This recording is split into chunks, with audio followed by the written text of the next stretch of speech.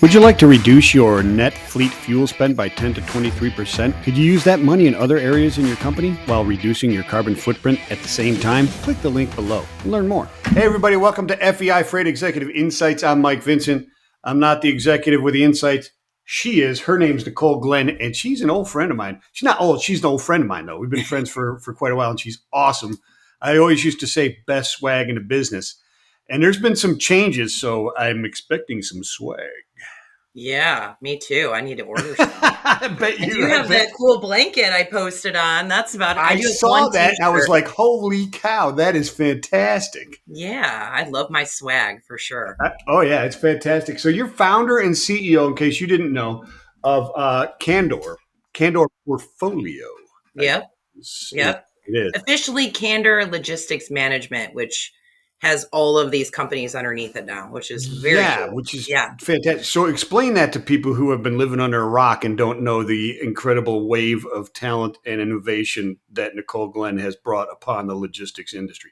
You're going to make me blush. I should write that down. That was a pretty good sentence, wasn't it? It's like, that makes me blush thinking about that.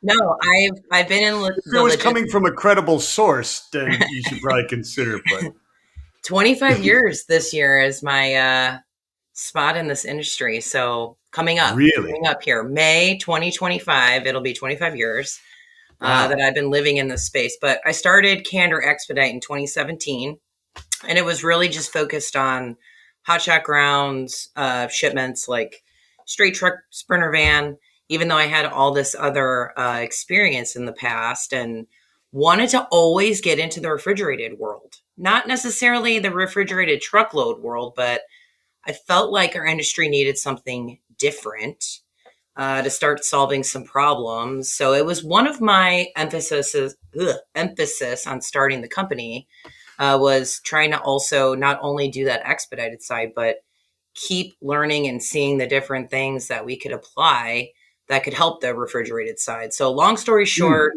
started really growing the portfolio of services organically. Like our customers would start going, hey, you guys are really good here. Like, you're my favorite company here. Can you help me here? So then we started doing a lot of white glove, first and final mile work, specialty type stuff. And that branched into expedited LTL. And then we added air freight, domestic. And then we added our truckload offering. So it was like this constant, like, what do you need? How can we help you? What do you need? How can we help you? And so during constant evolution. Yeah, even of just Candor Expedite. So during the pandemic, I had a lot of clients that were, first of all, in a bad way with capacity on the refrigerated side. I mean, everybody was. Yeah. And they would need like one or two pallets brought around, and it would cost them like $9,000, $10,000. So some of my clients have become good friends. So I'm like, hey, will you help me test some of the solutions I come up with? And nothing worked, Michael, nothing. So I kind of like went, all right, I'm still going to keep looking, not as actively. And then came across an introduction from my network on a company that was doing exactly what I wanted to do, but in Europe. And so we have this packaging solution, which now has created Candor Cool Chain, our food chain division, where we are utilizing a packaging that's been helping the pharmaceutical industry for about 14 years. And what it is these panel inserts that we get them either fresh or frozen, and they hold temperature without any dry ice, anything, can go in a dry truck. And we developed a pallet, and it lasts for 9 days. So we've been rolling this out to our customers. Wow. Yeah. So that is very, very cool. Yeah, we could talk more about that, but that led to that. And then our expedited Candor Express is our asset-based division that we're opening up to really service that packaging solution, and then our customers who need expedited type of work. So we're still staying in our niche as much as we can, which is more of specialty type of transportation or dedicated truckload on lanes that have visibility or, need true time definite solutions. And so we're just building out that way. And it's been wild ride. It's fantastic. I've been watching what you guys have been doing, and it's no secret, people out there. I'm a fanboy of a few executives. You're one of them Thank because you. I So love what you're nice. doing there and your innovation. And I mean, there's three things there that really strike me is the way you guys grew, right? It was Schuart and whomever it was, just in time, the plan, do, check, act, right? Model, right? Before, TQM and all that other kind of stuff. And then ISO 9000, et cetera. And then there was the insert of the customer feedback, which turned that circularity into almost like a cyclonic type of thing, right? It grows because you're going like this, but when you start bringing in that customer feedback, then the growth starts to happen, right? I Right. mean, you can perfect what you're doing, but growing is customer feedback. And that's kind of the model that, I mean, it's not kind of, that's what you did. Listening to your customers and the one they needed to hear is what we all profess to do and preach to ourselves and each other. And listen to the customer and you'll be great. Well, you listen to the customer and you grew. So, I mean, that's a testimony that you actually are listening and you don't just give it lip service, which is I'm also a amazing. little weird because I love puzzles, not actually puzzles that you're doing on a table. I love trying to find that thing, right? So I love Yeah. hearing what is wrong. And then they're going, well, I do it this way. And I'm going, okay, maybe we look at a different way. And so I like that, like piecing of things together. So that way it can actually bring a different set of solutions. Like I had one customer, she's like, yeah, we do this air freight all the time. And we have Yeah. these bags and they're always bursting. And she's like, what would you be able to do with my pricing? I was like, well, I have to completely change what you're doing to avoid that issue. So Yeah. I'm going to give me time. I'm going to find you a solution and I'm going to come back. And so again, it's how do you work through those types of things to really change You the can't be game? afraid to suggest maybe somebody else while you're working on it, right? I mean, Right. that's where the trust value comes in. When you Yeah, BS somebody or fake it till you make it crap can really just destroy your reputation, for right? sure. Yeah, for Yeah. sure. That's really, really interesting. I love it. And it's the receptor on or the connector on the virus that is logistics that gets to people like you and I is that puzzle piece. It's different every day. People go to bed every night dreaming a new way to make a problem in logistics. Right. You know what I Right. mean? So I do have one thing of my packaging that I know you're going to love because you're all about sustainable. Yeah, yeah, That yeah. packaging that we have is completely reusable. And so Fantastic. it eliminates truly any sort of waste. It's all recycled materials. And so it's keeping that in the supply chain so that way we Yeah. stop throwing out so many boxes and things that And we're pallets packaging, and oof and shipping, whatnot. right? And it Yeah. doesn't require energy. The energy to cool it Is electric. is all that's required. There's no additional energy as it's moving needed, right? No, nothing. Wow, that is fantastic. And so it'll keep, when you say it lasts 9 days, we need this shipment at this temperature and there's specifications, I imagine, that what it can handle. You're probably not shipping like, absolute zero. -10. We can do -10. Okay, -10. Okay, Hmm. it's okay. So that's really close to enough for most things, I would imagine. Yeah. I mean, Um, it is. yeah. There's some things that, you're going to need some sort of Yeah, I mean, but it's the extreme. When you got to go past -10, that's some serious scientific stuff where you well, got we to can slow add. down the molecule vibrations that much. That's Yeah. We have the ability to add dry ice to ours and it goes to like, I haven't even thought about it in a minute, but I'm going to say this number and don't 100% quote me on it because I'd have to look it up. But I think it goes oh to like 180 degrees negative with the dry ice, Celsius with the dry ice. wow. Okay. So that I because it's know it's cold developed for because pharma. every year I get it for Halloween, and every year I think, oh, I'll just grab a piece and burn the crap out of my fingers that Oh first yeah, time, and then go for the tongs. Right?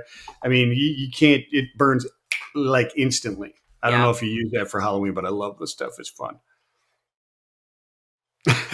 So it's just it's different and it's very interesting for sure. It is very interesting, and it's funny because when we first got protect from freeze, and I forget what we called it at Roadway. It'll come to me. But back in the day, you protected shipments from freezing by just leaving a running tractor under the trailer at the dock. Really? Yeah, the vibrations, and you threw a blanket on it. That was protect from freeze. And an open air dock in Toledo, Ohio, in January, when 45-mile-an-hour gale winds are coming off the lake and it's -5 degrees. It didn't work all that great. I'm sure. I'm sure. I was a Chicagoan, so I know what that was like for sure. Yeah, blankets and vibrating trucks are not going to keep things from freezing. It doesn't work all that well. But you've come a long way there. That is fantastic stuff. So, I mean, you were looking to get into the refrigerated cold chain cargo for a long time. Yeah, right? I did at a previous company. And now you're in it because you found this innovative approach that people needed, I guess, for this. Did you ever consider going into and trying to solve LTL? Yes. Frozen? Yes. So that is. Now, how did that work out for you? That's. I mean, there's one that people are still asking for a good solution to, right? Well, there's phases of this business plan. So first phase right now is really the local markets. So we have we have a warehouse and facility in near Dallas. So we're doing a lot of local types of moves there. And then we have our Indianapolis facility that just opened, and then we're opening Chicago. So phase one is really the local markets, multi-stops, consolidations, trying to help locally with different types of foods. And then phase two is going to be more of that line haul between our different facilities. We're going to have 7 facilities by the end of this next year.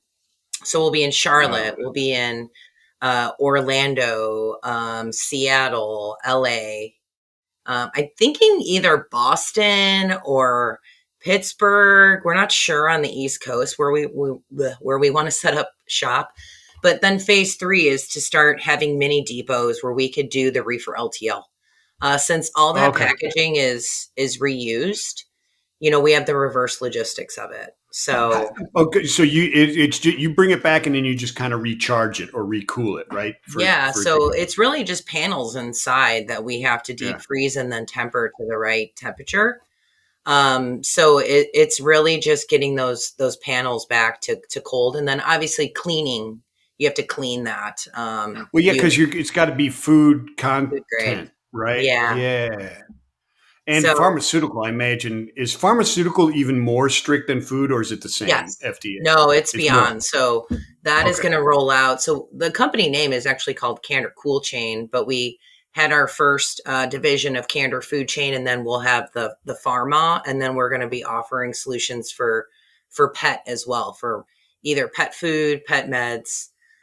So we're going to have those 3 different divisions of the company to help those 3 different. Well, I imagine there's a whole bunch of stuff that can come in. I mean, when you take cool like that and then expedite it, I start thinking, medical moves like transplants, et cetera, like that. Is that even a concept you would entertain? We're looking at it, but the way that you move organs is actually pretty basic, believe it or not. So, well, I mean, you can't teleport them because that's not been invented yet. So I imagine it's literally ice in like a cooler that you would put a 6-pack in, and it goes in a helicopter or a plane, and it gets delivered. So with this, they don't really need that length of time for the temperature.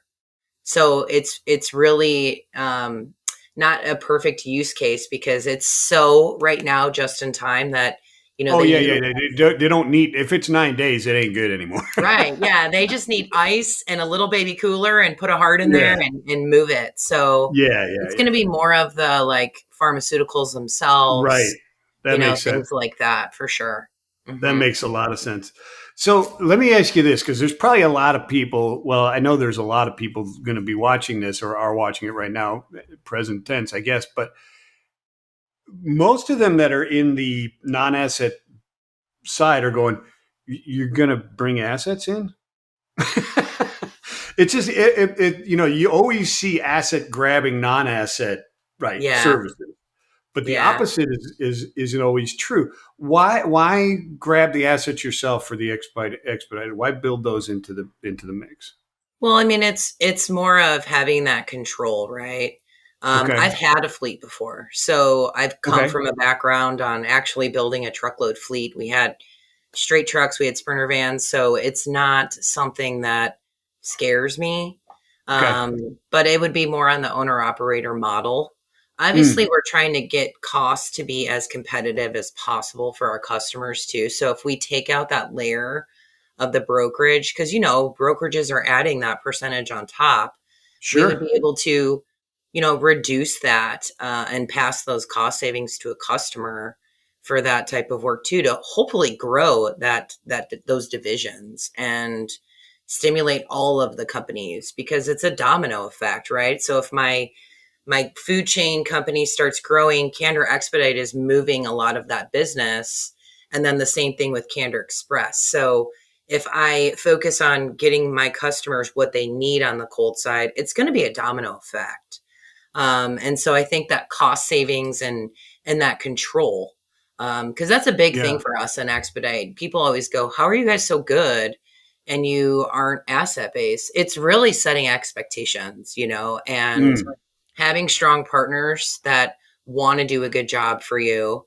But, talking to that driver, I think a lot of companies go wrong when they're dispatching and they just want to talk to a dispatcher, right? You right. should be communicating every single level of what you need done. And so I think having that ability as actually being the dispatchers would also bring another level of, I don't know, additional service to our customers that hopefully It is, and you're controlling costs as well. So it gives you a unique position in the marketplace because you can offer more than one solution, and you have those customers that have more than one need.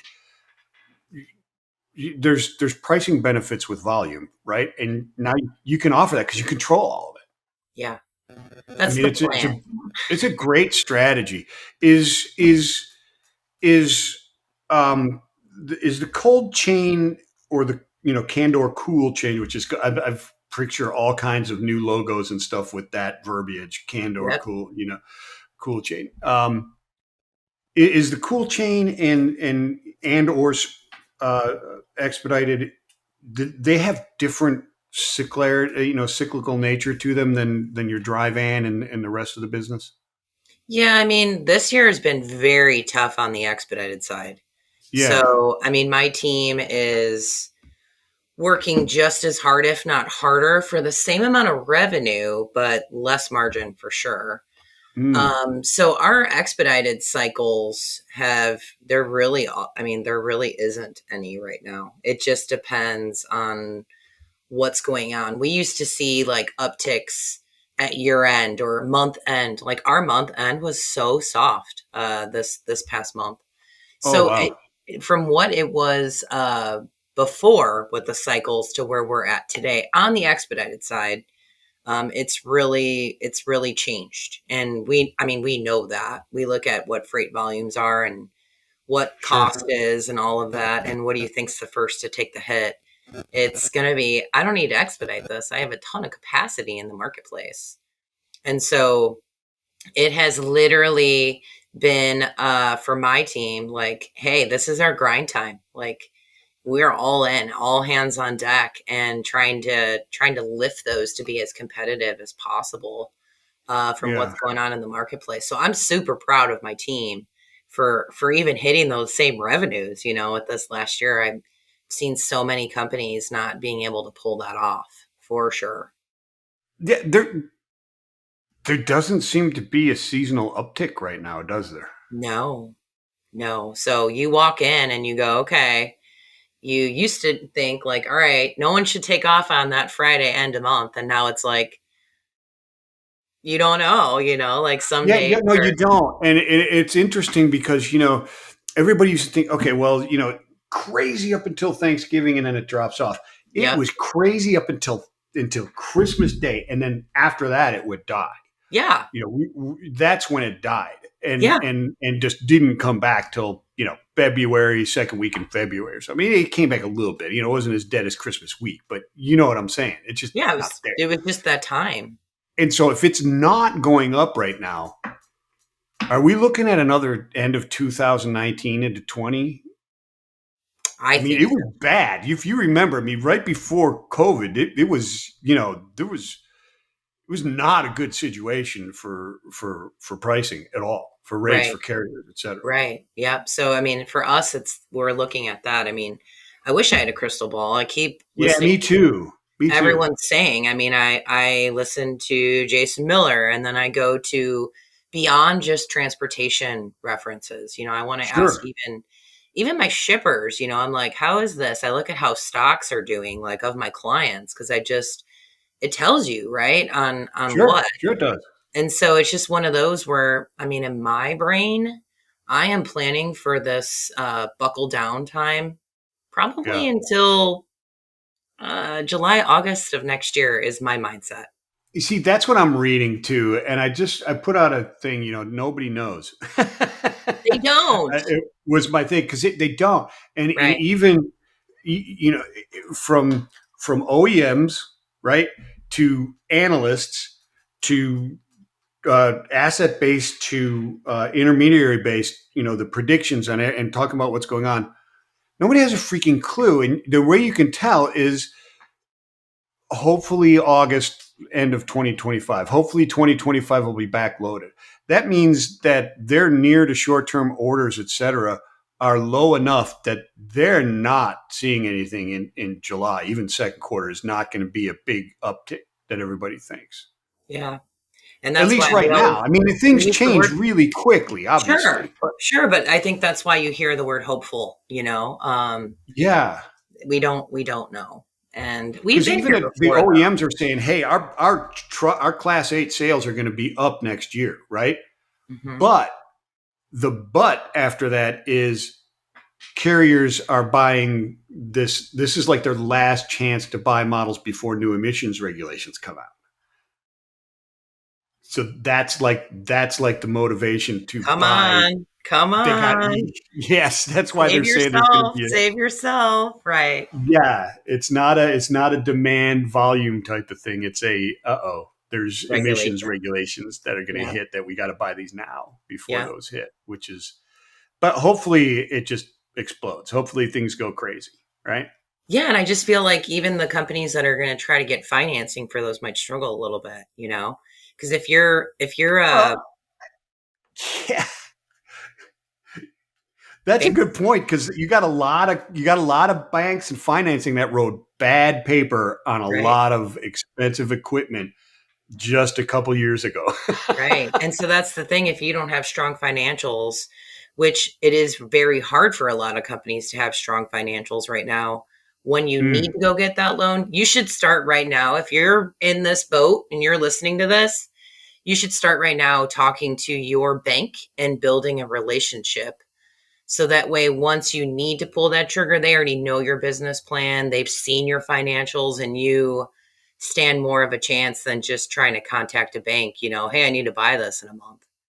Start now on that relationship. Yeah. Mm-hmm. Yeah. That's a really good point, because it's not going to be as easy as this could be. And it's something that we'll see as we go forward. But, you always talk about, or you hear from OOIDA anyways, or OOIDA as they like to, I don't know which one you want to say it. But, they're always concerned about regulations and having to buy new equipment and stuff like that they're forced into by new laws, regulations. Obviously, whenever you say that, you think California, but then it spreads everywhere. Sure. Because the owner-operators, the independents, don't have that kind of cash laying around to do that kind of stuff. And they're right to a certain extent. This exacerbates that issue, though, right? The situation that we're in is kind of unique because it got bad paper. Now you've got a bad freight kind of economy going into deadlines for new emission standards. Right. That's not a good mix, right? It's almost a perfect storm that is brewing, it feels like a little bit. There's a lot of, things that are happening in each little segment, I think, that are brewing up even beyond that as perfect little storms, all over. Yeah. So I think it's just going to be a year of, again, like, nose to the ground and pound that pavement and grit and hustle and do everything you can. This past years have not been the years for the weak, for sure. No. And I don't think the time to sit back and go, we made it through it is not come yet. It has not come yet. No. I think it might have been Lou Holtz or that said it, when you get up to dance with the bear, you can't sit down when you're tired. Yeah, that's true. That is actually a really good quote. That guy is great. Yeah. Yeah. I think Lou Holtz said that. But anyways, we're going to have to end on that because 25 minutes went by. Poof. Nicole. No. We didn't even get to talk about anything else. We'll have to do this again sometime. We're going to absolutely have to do this again. I'm sure everybody wants to hear more insights from you. I know I want to continue to catch up with you as well. But it's been awesome having you on. I really appreciate you coming on, Nicole. Same. Thanks for having me. I appreciate it too. Absolutely. And hey, everybody, check out Candor.